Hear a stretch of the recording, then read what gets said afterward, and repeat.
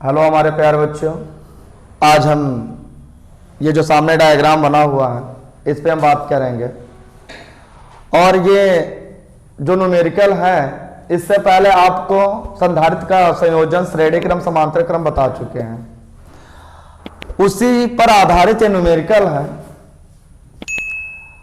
ये जो न्यूमेरिकल है किस तरीके से करेंगे, हमें क्या क्या ध्यान देना होता है। बच्चे करते क्या वो समझ नहीं पाते हैं। हम डायग्राम इसीलिए जब बताते समय, जब डेरिवेशन बताए थे उसमें बताया था कि आपको डायग्राम आने चाहिए। डायग्राम आपको मालूम है तो इस तरीके के न्यूमेरिकल चुटकियों में करेंगे, बहुत इजी तरीके से करेंगे, नो प्रॉब्लम। कैसे करेंगे देखिएगा। जैसा कि इसमें पूछ रहा है ए और बी, यानी यहां पे आपका जुड़ा हुआ है ए और बी, यानी ए बी के बीच तुल्य धारिता हमको बताना है, यानी सी ए बी के बीच हमको आपको धारिता बताना। तो आंख मूंद के आप करिए। कैसे देखिएगा, जैसे कि ये और ये, यानी ये धारिता और ये धारिता दोनों एक किस क्रम में है? श्रेणी क्रम में। क्यों?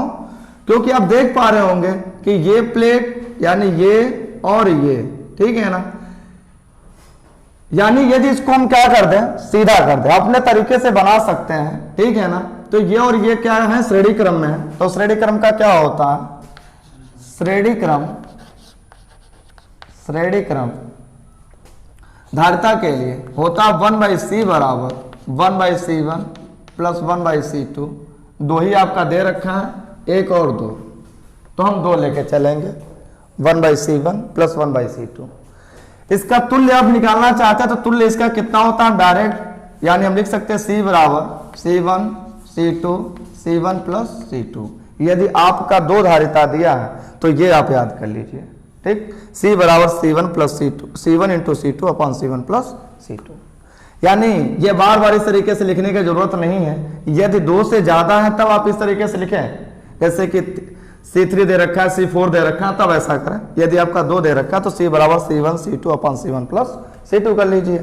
तो ये आपका इस तरीके से देखा जाए तो ये C1 मान लिया जाए, ये C2 मान लिया जाए, और ये आपका C3 है और ये क्या है? C4 है ना। ये दोनों किस क्रम में है? श्रेणी में।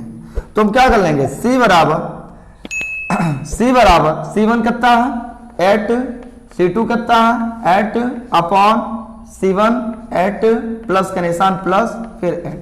C बराबर 8 8 64 अपॉन 8 8 16, तो कितना हो जाएगा? 16 कम 16, 16 चौको 64, ठीक है ना, 4। यानी कितना आ जाएगा? C बराबर 4 माइक्रो फैराड। तो हम बात करेंगे यदि हम यहां से हम क्या कर दें, इसको हम हटा दें और ये वाला सीधे कहां पे जोड़ दें, यानी तुल्य आपका इनके बीच निकल गया कितना?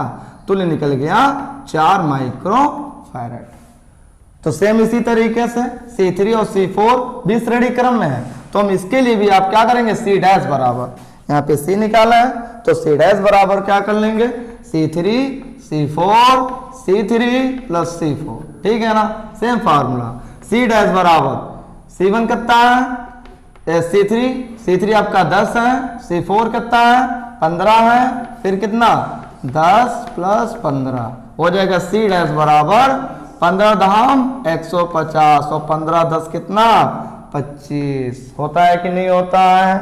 तो 25 से कम 25, 25 का 150, यानी C डैश बराबर आपका कितना आ गया 6 माइक्रो फैराड, ठीक है ना। धारिता का मात्रक फैराड होता है। आप यहां से इसको भी हम हटा देंगे और हमारे यहाँ पे तुल्य कितना आ गया, तुल्य आपका आ गया 6 माइक्रो फैराड।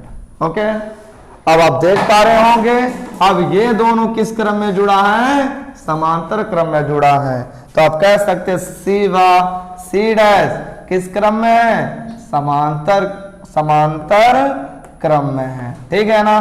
तो क्या हो जाएगा C डबल डैश बराबर C प्लस C डैश, क्योंकि समांतर क्रम का फार्मूला पढ़े होंगे, C बराबर C1 plus C2 plus C3। इस तरीके से आप बढ़ाते जा सकते हैं समांतर क्रम के लिए। तो C डबल डैश बराबर C1 कितना है, C कितना है, C आपका 4 हो गया, ठीक, प्लस C डैश कितना है 6 है, C डबल डैश बराबर कितना 6 और 4 10 माइक्रो फैराड, ठीक है ना, माइक्रो फैराड। इस तरीके से आप आसानी से किसी भी धारिता का कोई भी डायग्राम बनाओ इस तरीके से है तो आप आसानी से हल कर सकते हैं। ओके।